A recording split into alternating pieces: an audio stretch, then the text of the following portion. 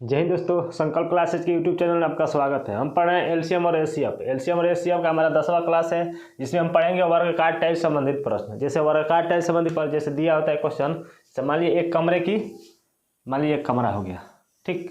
लंबाई दे दिया 20 मीटर, चौड़ाई दे दिया 15 मीटर, ठीक है। पूछेगा इसमें हमको टाइल्स लगाना है, टाइल्स। तो टाइल्स का लंबाई क्या होना चाहिए? एक वर्गाकार टाइल्स लगाना है तो उस टाइल्स का लंबाई क्या होना चाहिए और टाइल्स का संख्या कितनी होना चाहिए, ठीक है। यही दो ठो क्वेश्चन इससे पूछता है। तो सबसे पहले हम देखिए इसको बनाने के लिए कैसे बनाते हैं। देखिए इसका एक फार्मूला होता है। अगर पूछेगा वर्गाकार टाइल्स की भुजा की लंबाई क्या है, भुजा की लंबाई, तो जो आयताकार क्षेत्र होता है ना, जैसे मान लीजिए लंबाई को कमरा हो गया, इसका लंबाई और चौड़ाई कुछ रहेगा ना, तो इसका हम क्या निकाल लेंगे, मौसा। यानी आयताकार क्षेत्र का लंबाई और चौड़ाई का हम निकालते हैं मौसा, मतलब एचसीएफ निकालते हैं तो हमारा क्या, वर्गाकार टाइल्स की भुजा की लंबाई निकल जाती है, ठीक। देखिए उसके बाद से अगर टाइल्स की न्यूनतम संख्या पूछे, टाइल्स की क्या पूछे, न्यूनतम संख्या, तो जो आयताकार क्षेत्र रहेगा, जो आयताकार क्षेत्र रहेगा उसका क्षेत्रफल बटे जो वर्गाकार टाइल्स रहेगा उसका क्षेत्रफल कर देंगे तो हमारा क्या, न्यूनतम टाइल्स की संख्या निकल जाएगा। अगर ये पूछेगा टाइल्स की न्यूनतम संख्या, तो एक और फार्मूला, अगर जो लंबाई और चौड़ाई दिया रहेगा ना, कोई भी आयताकार क्षेत्र है उसकी जिसका लंबाई और चौड़ाई दिया रहता है, उसका हम अनुपात निकाल कर जो अनुपात आएगा उसको हम गुणा कर देंगे आपस में, जिससे हमारा क्या निकल गया, वर्गाकार टाइल्स की न्यूनतम संख्या निकल जाएगा। जैसे देखिए तो मान लीजिए एक हमारा ये आयताकार कमरा हो गया, ठीक। आयताकार कमरा, इसका लंबाई हो गया 20 मीटर और चौड़ाई हो गया कितना, 15 मीटर। पूछेगा कि इसमें हम वर्गाकार टाइल्स लगाना चाहते हैं, क्या लगाना चाहते हैं, वर्गाकार टाइल्स लगाना चाहते हैं। वर्गाकार टाइल्स की भुजा की लंबाई क्या होना चाहिए, तो टाइल्स की भुजा की लंबाई निकालना है ना, भुजा की लंबाई, टाइल्स की भुजा की लंबाई निकालना है ना, भुजा की लंबाई क्या होना चाहिए।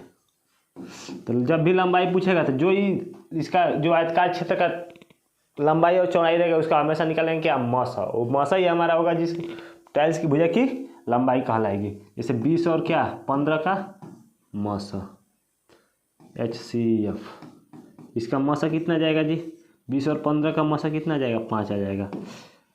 यानी 20-15 का मौसा कितना, 5, जो यानी वर्गाकार टाइल्स होगा जिसकी लंबाई कितना होगी, 5 सेंटीमीटर होगी। देखिए तो ये 20 सेंटीमीटर का ही है, ये कितना है, 15 सेंटीमीटर का। 5 सेंटीमीटर खींचेंगे तो 1 2 3 4, ये 5 सेंटीमीटर, ये 5 सेंटीमीटर, 5 सेंटीमीटर, 4 गो टाइल्स ऐसा बैठेगा ना ऊपर। देखिए तो 5 का खींचेंगे तो 3 गो बैठेगा ना, एगो 5 सेंटीमीटर, फिर 5 सेंटीमीटर, यानी 3 ठो इस लाइन में रहेगा और 3 ठो इस लाइन में रहेगा।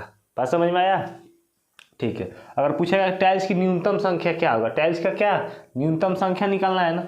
देखिए न्यूनतम संख्या कैसे निकालेंगे, भुजा की लंबाई हमारा निकल गया ना कितना, भुजा की लंबाई जब भी पूछेगा तो हम निकालेंगे क्या, लंबाई और चौड़ाई का क्या, मौसा निकालेंगे। और टाइल्स का न्यूनतम संख्या पूछेगा तो क्या निकालेंगे, टाइल्स की न्यूनतम संख्या, न्यूनतम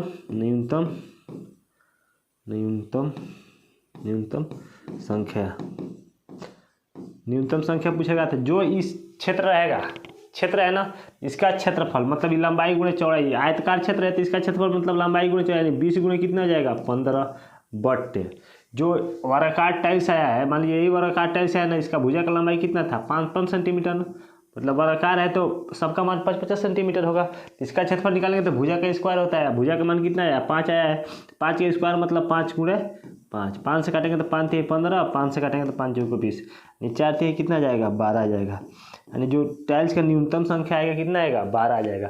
लेकिन इसको ऐसे हम ना बनाएंगे, इसको बनाने के लिए सिंपल ट्रिक है, जो भी लंबाई और चौड़ाई रहेगा, जब भी न्यूनतम संख्या पूछे तो जो भी लंबाई और चौड़ाई रहेगा उसका अनुपात निकाल लीजिए। अनुपात मतलब बट्टा, यानी 20 बटे कितना हो जाएगा, 15, काट कर इसको छोट कर लेंगे, 5 3 5 चौको 20, 5 6 15, कितना आएगा, 4 बटे 3। यानी इसको हम लिख सकते हैं 4 संबंधित 3, बट्टा में रहता है तो अनुपात में ऐसे लिख सकते हैं, जो अनुपात आएगा उसको हम गुणा करा देंगे आपस में, नहीं 4 3 कितना हो जाएगा, 12 हो जाएगा।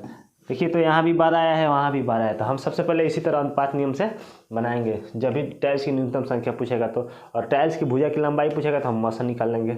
चलिए इस पर कुछ प्रश्न है। देखिए तो दिया है कि 68 मीटर लंबाई तथा 51 मीटर चौड़ाई वाले एक हॉल के फर्श में आच्छादित करने के लिए कम से कम कितनी वर्गाकार टाइल्स की आवश्यकता होगी। जब भी टाइल्स की संख्या पूछेगा तो क्या निकालेंगे, अनुपात। अनुपात निकाल कर जो मान आएगा उसको हम आपस में गुणा करा देंगे। देखिए तो 68 था ना, 68 है और कितना है 51 है, तो कट जाएगा 17 चौको 68 है, 17 तिया 51 कितना आएगा 4/3। इसको हम 4:3 लिख सकते हैं ना।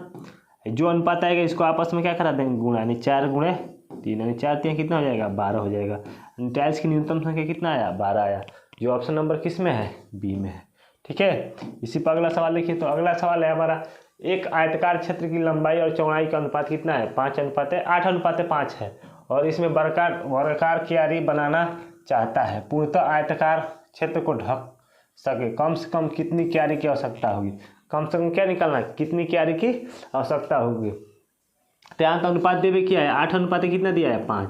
जब भी कम से कम संख्या पूछे तो क्या कर 8:5 दिया है ना, 8:5 दिया है। ठीक है, यानी वर्गाकार लंबाई और चौड़ाई का अनुपात 8:5 है।